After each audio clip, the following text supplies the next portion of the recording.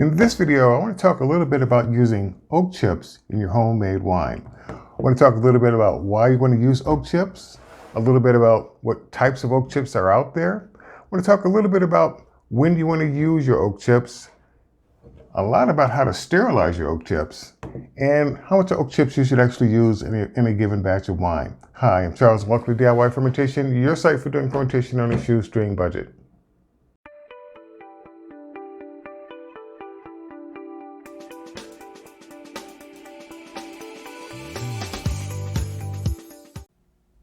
Now, before I begin, I'd like to give a special shout out to the Lutheran C for helping to support this channel by becoming a member. The Lutheran, thank you.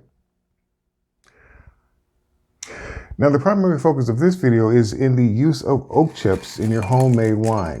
Okay, we're going to talk a little bit on why you use oak chips, what type of oak chips are out there, when's the best time to use your oak chips, most importantly, how to sterilize your oak chips before use, and how much oak chips you should use on a given batch of wine. Now, when I started doing research on the use of oak chips in wine, there came a point while doing a lot of the online research where my eyes began to glaze over when I started looking at scientific formulas and chemical compositions. And I mean, you can and people have made the use of oak chips a doggone science. Well, this is not that kind of channel. We're going to try and keep things a bit more simpler than that.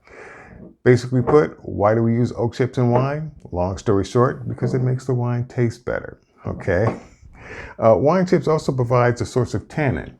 In many of my videos, you may have seen me basically boil up a tea bag, and I'm saying this is my tannin substitute. I could have used tannin powder more directly, but then again, there's tannin in these oak chips. Why not use the natural wood to do it?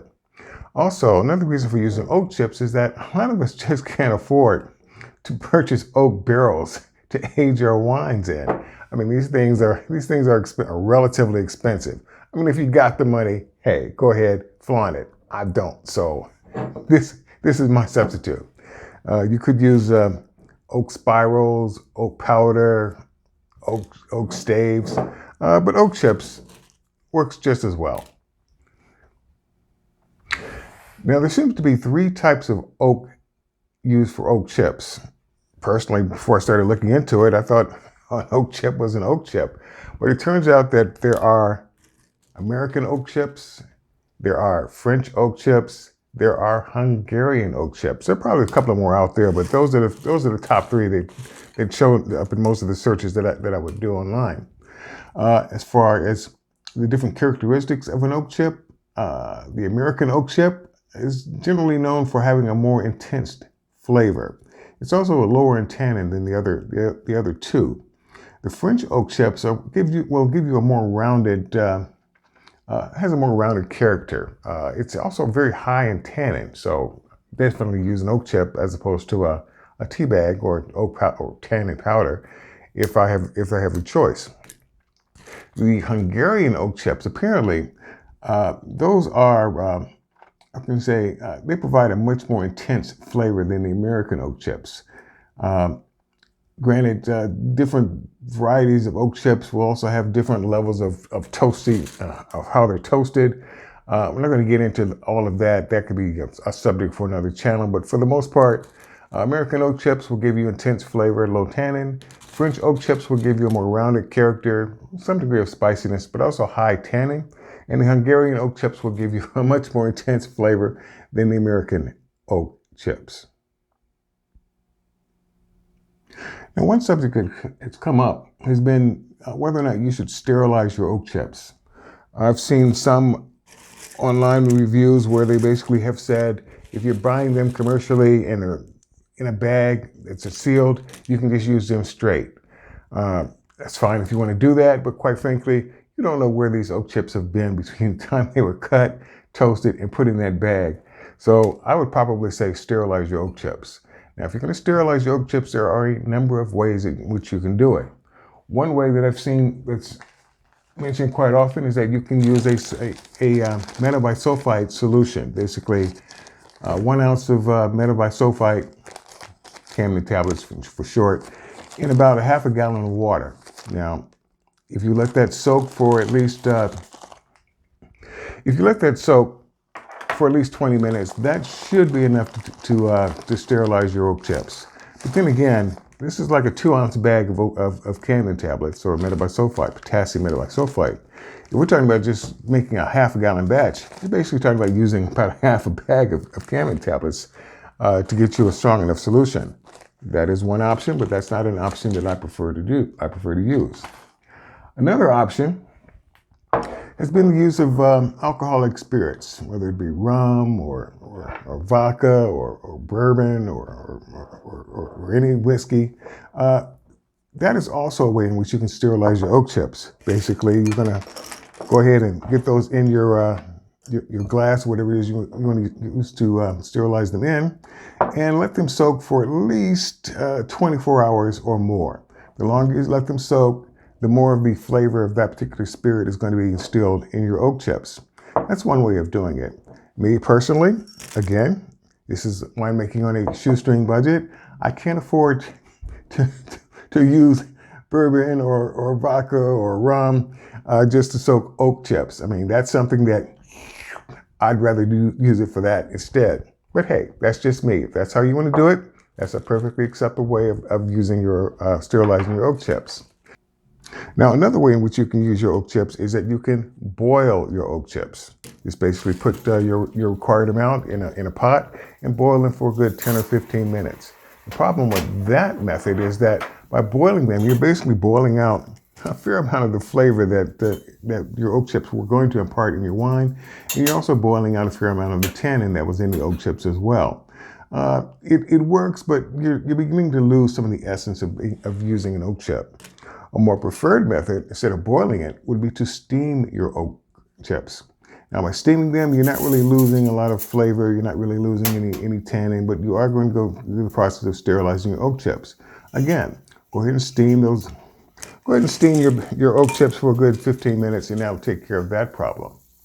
And I think the last way that I'll talk about sterilizing your oak chips is that you can also put them in the oven.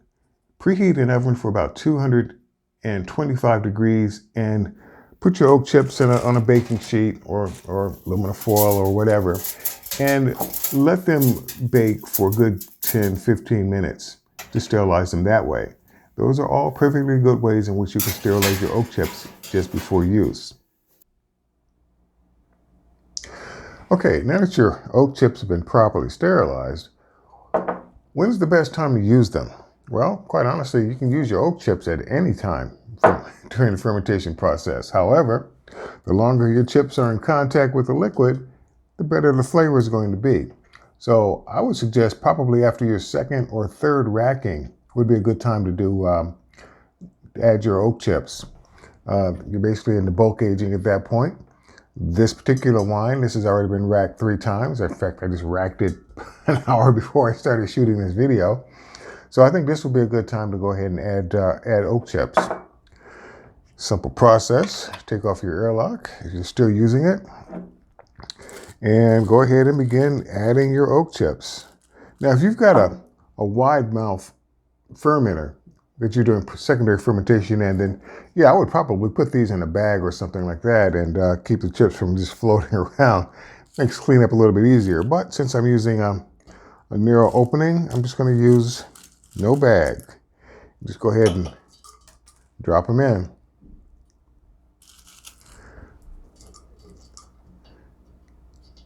Now they are going to float for a while, so make sure you've got enough head space to accommodate the chips. And also, if you're using a narrow opening, you might just want to be aware of the fact that you don't want to put something in there that is just barely going to fit, okay? Because what goes in eventually is going to have to come out. So let's go ahead and break them up if need be, so that they'll hopefully come out a lot more easily when you're ready to rack it or begin the process of bottling it.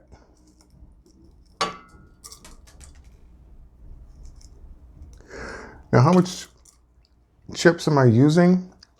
Well, for a 1 gallon or 4 liter batch, I'm using less than half an ounce.